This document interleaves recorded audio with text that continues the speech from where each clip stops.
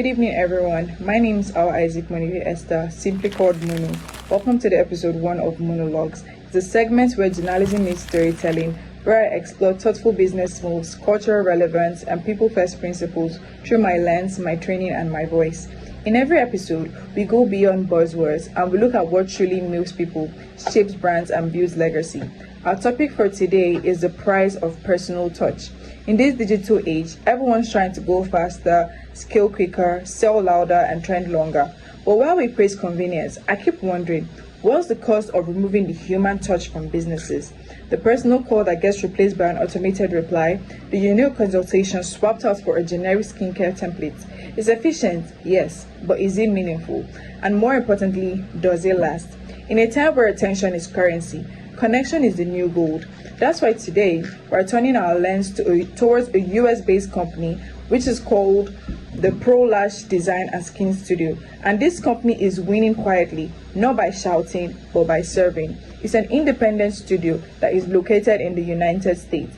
It blends clinical skincare expertise with a boutique aesthetic experience, specializing in lash extension, chemical peels, and advanced facials. The brand has built its name on customized care, clean design, and consistent results.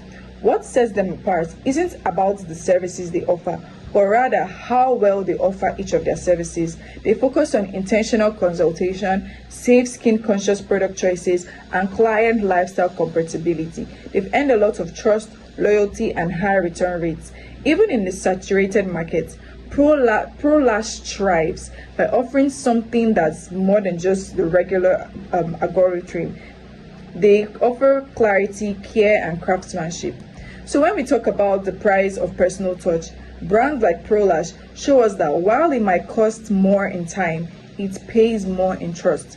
But before we close this episode, let's shift from businesses to living spaces, from beauty rooms to apartment blocks, because here's a question I stumbled upon recently, and it got me thinking. Apartments versus neighborhood, do you think they're equal? Now let's start our trivia.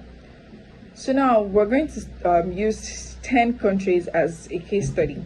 So we're going to start with the United States. So in the United States, which do we think holds more people, apartment complexes or the neighborhood, or the both of them? The answer is the neighborhood, because even with about 250 units apartments, suburban clusters still house more people. Our second country is Japan. Do we think apartments or neighborhood hold equal populations in Japan? The answer is no. Small household sizes, which is about 2 to 3, makes even larger complexes modest in numbers. In Brazil, do the apartments rival a neighborhood? Yes. About 200 units houses about 3.3 people. So apartments actually houses more people in Brazil. In Germany, do apartments house more people or the neighborhoods house more people? In Germany, neighborhood actually houses more people at an average of 2.05 per household. Suburban layout still dominates. In India, do apartments house more people than neighborhood populations? Actually, apartments houses more people. In Nigeria, do apartments or neighborhood houses more people? In Nigeria, apartments houses more people because it's about 4.9 per unit in every apartment. In the United Kingdom, are there equal populations in the apartments and the neighborhood? The answer is no. So the small household houses about 2.27 people in each neighborhood. So neighborhood houses more people. In the UAE, do the apartments house more people or do the neighborhood houses more people? The apartment actually houses more people in the UAE. In South Korea, do apartments house more people than neighborhoods? The answer is no. Despite the high-rise life, small family size tip the scale. So neighborhoods actually houses more people than apartments in South Korea. In Canada, do more people live in neighborhood or apartments? The answer is the neighborhood. In Canada, more people live in the neighborhood. And what this tells us is simple. Data can surprise us. And how people live, just like how people buy, is deeply shaped by culture.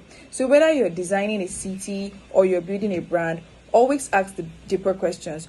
what do people value? Because when you know that, you don't just design space, you build connection, and that is what monologue is all about. Until next time, I'm Mono, and this has been episode 1, and our topic for today was the price of personal touch. Thank you.